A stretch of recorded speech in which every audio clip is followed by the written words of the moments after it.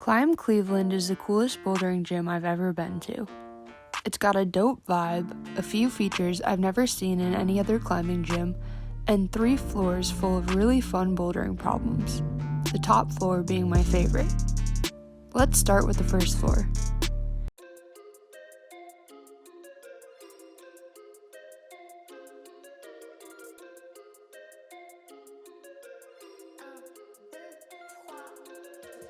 The first floor, aka the basement, is home to a fitness area that has some weights, inversion tables, and hangboards.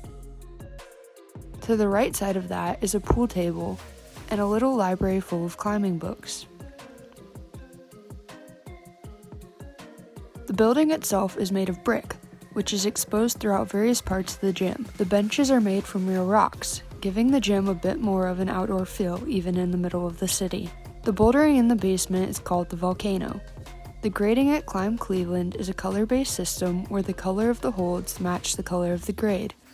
1 piece of tape for a split start, double for a match. One cool thing we found in the basement was a vault door that looks like the building was used for some sort of bank-like purposes before it was a climbing gym. If you listen to the second episode of the Crag Chat podcast, my friend Vivian suggested that a gym should have a place to practice clipping while you're climbing solo.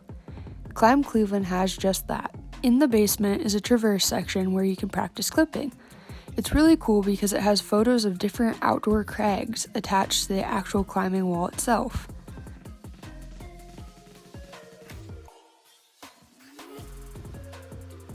It also has holds made out of real rocks.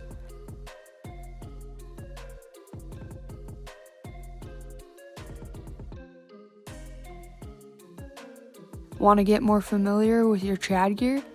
The traverse wall includes wooden holds with cracks in them to practice placing pieces.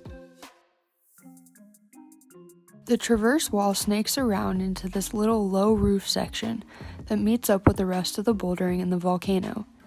There are problems that start in the low roof section and wind their way up into the volcano.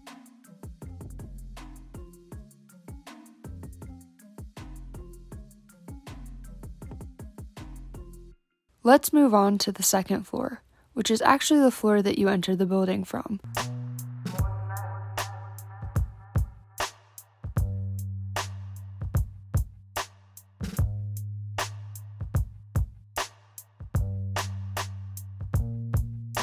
When you walk in, you'll see that you can look down into the volcano in the basement from the second floor.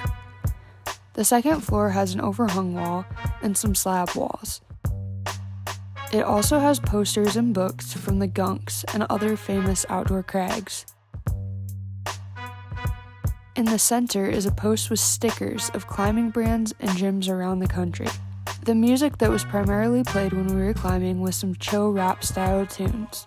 Going up the stairs, you'll walk past the yoga studio before finding yourself next to an old school fridge and what I've decided to call the chapel, due to the church pew-like benches lining the walls and the oriental-style rugs that make the space feel like a space to be respected. The area is home to a tension board, kilter board, moon board, and rings. And then the third floor of bouldering.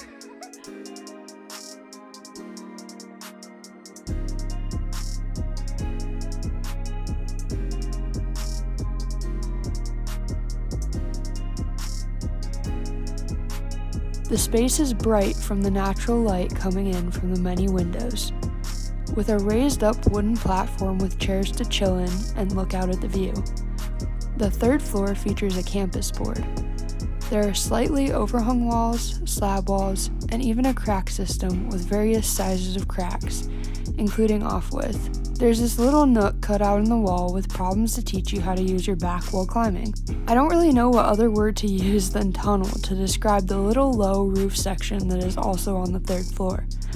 When we went there was a traverse that started in this section and ran itself all the way over to the other side of the room. If you have free time and can only check out one gym in Ohio, go to Climb Cleveland.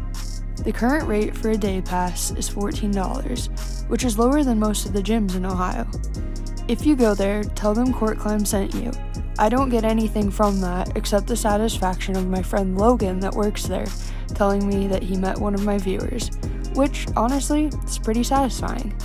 Thanks for watching, and stay hyped.